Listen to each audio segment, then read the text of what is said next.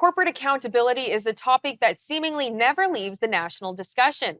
Earlier, I sat down with Brendan Caldwell, director at Caldwell Securities Limited, to discuss the current enforcement tools that are used to hold companies accountable. Thank you for joining us.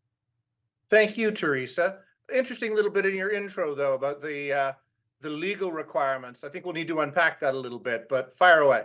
I like the sounds of that. So, how is the trend of companies staying private for longer affecting Canada's overall productivity and economic growth? Well, as you say, I think there are pros and cons, but I am reasonably confident the cons outweigh the pros.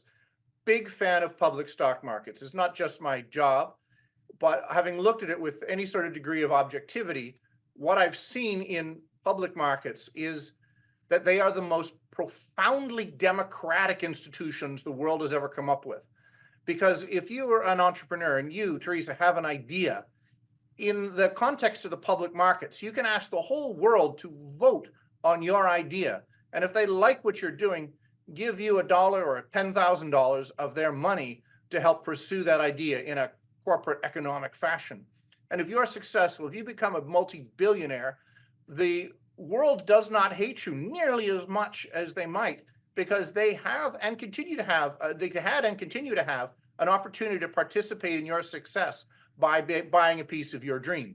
So I really do like public companies because there is, rules and regulations aside, an accountability that comes from the ability of people to vote with their money. And what are the long-term implications for the Canadian economy if this trend continues?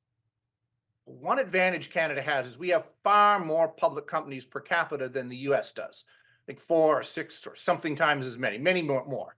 It's much easier, relatively speaking, to become a public company in Canada, in part because our rules and regulations aren't as onerous, but also because, how do they say, necessity, because there is a very well-developed venture capital market in the United States for private equity, for funding up private companies.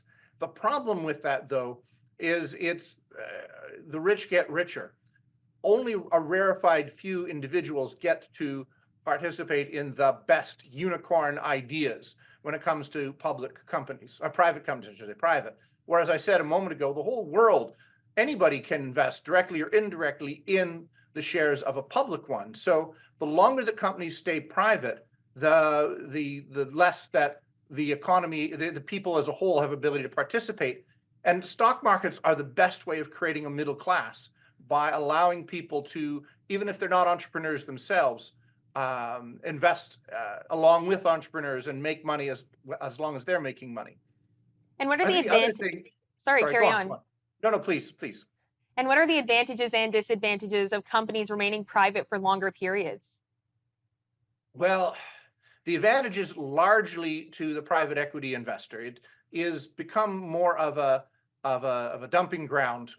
Public markets have become more of a dumping ground for companies because there's the issuance of public stock is seen as the end of the road for the private equity investor, who may have got much of the growth, much of the financial rewards out of the company along the way.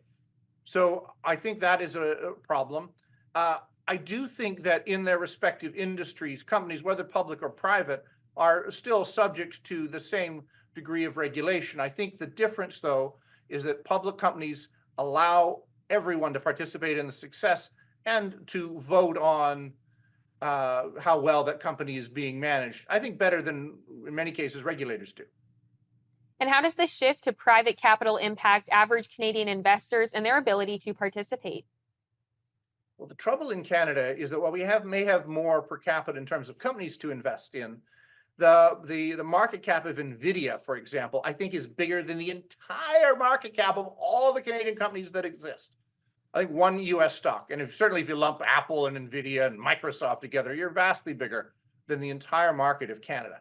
That's a problem, because to have a vibrant economy in a country as relatively small and isolated as Canada is, we need to be able to fund entrepreneurs and their ideas, and we're historically very good at that.